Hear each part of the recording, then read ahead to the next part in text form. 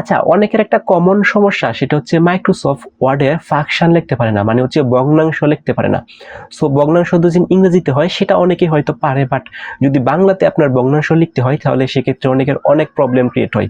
তো চলুন আমি আপনাদের আজকে দেখাবো কিভাবে বাংলা এবং ইংরেজিতে ভগ্নাংশগুলো লিখবেন। সো এটা লেখার জন্য আপনার যে কোনো একটা মাইক্রোসফট ওয়ার্ড নিবেন, ওয়ার্ড ফাইল নিবেন। আমি একটা মাইক্রোসফট ওয়ার্ড ফাইল নিলাম।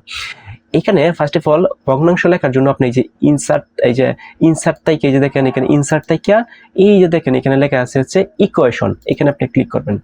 তো এখানে ইকুয়েশনে ক্লিক করার পর আপনার এই যে যেন দেখা আছে দেখেন ফাংশন, এই যে যেন তীর চিহ্নটা আছে এখানে আপনি ক্লিক করবেন। তো ক্লিক করার পরে কিন্তু এরকম কিছু অপশন চলে আসবে। সো আপনার যে ধরনের ফাংশন বা ভগ্নাংশ দরকার হয় সে ধরনের নেবেন। সো আমি এইটা নেওয়া দরকার, এটাতে ক্লিক করলাম। তো ক্লিক করার পর দেখেন দুইটা অপশন চলে আসে ভগ্নাংশ লেখার জন্য। সো উপরে আমি কত লিখলাম, ধরেন 5, নিচে কত লিখলাম, ধরেন হচ্ছে 7।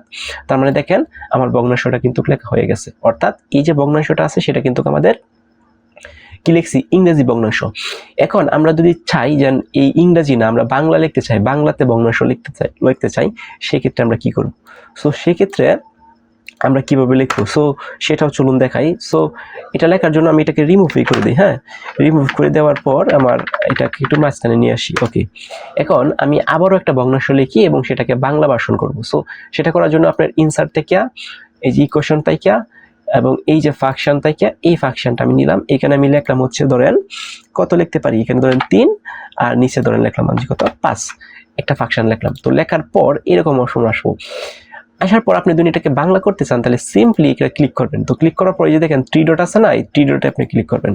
তো 3 ডটে ক্লিক করার পর এটা সবটা সিলেক্ট হয়ে যাবে।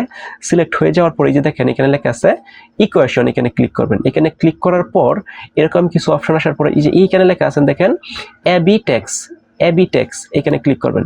তো ক্লিক করার পর আপনি কি যাবেন, হোমে যাবেন। হোমে যাওয়ার পর এইখান থেকে ফন্টটার নামটা চেঞ্জ করে দিবেন। এখানে লিখে দিবেন সুতানিয়াম এমজি, SUTTOMG এবং হ্যাঁ ইন্টার। তাহলে দেখেন অটোমেটিকলি সেটা হয়ে গেছে হচ্ছে বাংলা। এভাবে আপনারা বাংলাতে লিখতে পারেন।